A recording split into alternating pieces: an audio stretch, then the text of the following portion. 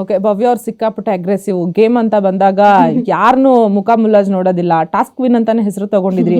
Big boss ನಿಮ್ಗೆ ಹೇಳ್ತಾರೆ age ಅಲ್ಲಿ ನೀವು ಕಿರಿಯರ್ ಆದ್ರೂ ಆಟದಲ್ಲಿ ನೀವು ಹಿರಿಯರು ಅಂತೇಳಿ. ಇಷ್ಟೆಲ್ಲ ಕ್ವಾಲಿಟೀಸ್ ಇದ್ದು ಇಷ್ಟೆಲ್ಲ ಪಾಸಿಟಿವಿಟಿ ಇದ್ರೂ ಭವ್ಯ 6th ಪೊಸಿಷನ್ಗೆ ಔಟ್ ಆಗೋದಕ್ಕೆ ಏನ್ ಕಾರಣ ಇರ್ಬೋದು ಅನ್ಸ್ತು? ನನ್ಗಂತೂ ಬಿಕಾಸ್ ಒಳಗಡೆಯಿಂದ ನಮ್ಗೆ ಯಾವುದೇ ರೀತಿ ಜಡ್ಜ್ಮೆಂಟಲ್ ಸಿಗ್ತಿರ್ಲಿಲ್ಲ.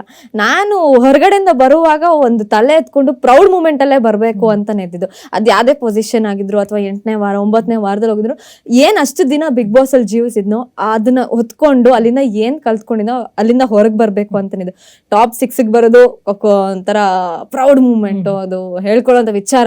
ಬಿಕಾಸ್ ಅಷ್ಟು ಜನದ ಮಧ್ಯೆ ಬಂದೆ ನಾನು ಅಂಡ್ ಪ್ರೌಡ್ ಆಗೇ ಬಂದೆ. Whatever first or second, ಆದ್ರೆ ಕಪ್ಪುಗಿನ್ನ ಜನರು ಪ್ರೀತಿ ಹೆಚ್ಚಿಗೆ ಗಳಿಸಿದೀನಿ. ವ್ಯಕ್ತಿತ್ವದಲ್ಲಿ ಅವ್ರು ನನ್ನ ಎತ್ತಿ ಹಿಡ್ದಿದ್ದಾರೆ. ಸೊ ಅದೆಲ್ಲ ಖುಷಿ ಕೊಟ್ಟಿದೆ. ಕಪ್ಪು ಸಿಕ್ತೋ ಇಲ್ವೋ, ನಾನು ಅದೇ ಹೇಳಿದೆ, ನಂಗೆ ಕಪ್ಪು ಸಿಗುತ್ತೋ ಇಲ್ವೋ ನನಗೆ ಗೊತ್ತಿಲ್ಲ.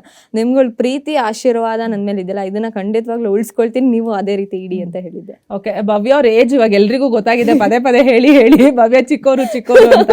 ಅದೇನಾದ್ರೂ ಡಿಸ್ಅಡ್ವಾಂಟೇಜ್ ಆಯ್ತಾ ಮನೆಯಲ್ಲಿ ಭವ್ಯನಿಗೆ ಅಂತ? ಕೆಲವೊಂದ್ಸತಿ ಏನಾಗತ್ತೆ, ಈ ಸಣ್ಣವ್ರು ಏನಾದ್ರು ಹೇಳಕ್ ಹೋದ್ರೆ ಸ್ವಲ್ಪ ದೊಡ್ಡವರು ಅಂದ್ರೆ ನಿನ್ ಸಣ್ಣ ಹುಡುಗಿ, ಸಣ್ಣವ್ರ ಮಾತೇನ್ ಕೇಳೋದು, ಈ ತರದ್ದೆಲ್ಲ ಬರುತ್ತೆ.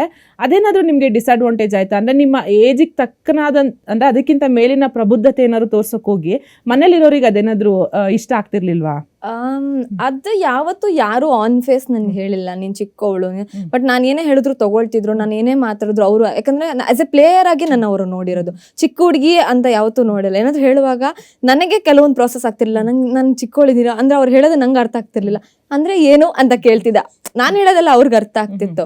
ಬಟ್ ನನ್ನನ್ನ ಯಾವತ್ತು ನೀನ್ ಚಿಕ್ಕ ಹುಡುಗಿ ಅಂತ ಡಿಗ್ರೇಡ್ ಮಾಡಿ ಯಾವತ್ತೂ ಯಾರು ಮಾತಾಡ್ಸಿಲ್ಲ. ಅದೊಂದು ಖುಷಿ ಇದೆ. ಆಸ್ ಎ ಪ್ಲೇಯರ್ ಆಗಿ, ಕಂಟೆಸ್ಟೆಂಟ್ ಆಗಿ from the day 1 to end ವರ್ಗೂ ನನ್ನ ಹಾಗೆ ನೋಡಿದ್ದಾರೆ. ಬಟ್ ನಂಗೆ ಅವರು ಕೆಲವೊಂದು ಹೇಳುವಾಗ ಅದು ಅರ್ಥ ಆಗ್ತಿರ್ಲಿಲ್ಲ. ಏನ್ ಹೇಳ್ತಿದ್ದಾರೆ, ನಾನು ಯಾವ ರೀತಿ ತಗೊಳ್ಬೇಕು, ಏನ್ ಮಾಡ್ಬೇಕು.